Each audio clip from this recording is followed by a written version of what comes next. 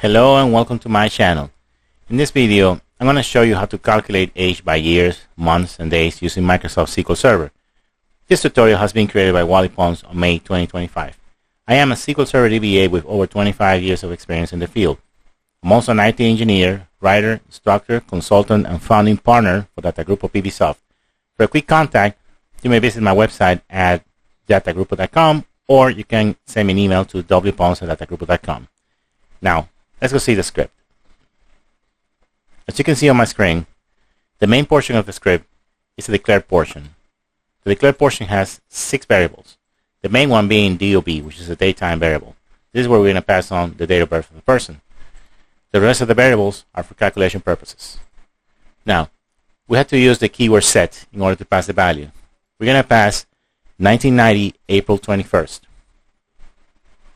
Okay? This portion of the script makes all the calculations to get the months and the days, and this portion of the script prints the results. If we run the script, we get you are 35 years, 0 months, and 17 days old.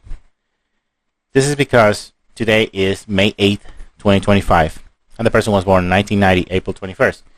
If you were to run this tomorrow, you will get additional days, 18 days to be exact. This is a very useful script, as you can see. It gives me exactly the information that I mentioned earlier. But I made some changes about 10 years ago to the script, and I turned it into a function, which I'm going to show you on the next video. If you want to see that video, I will kindly ask you to like, subscribe, and leave any comments if you wish to do so. Thank you for watching.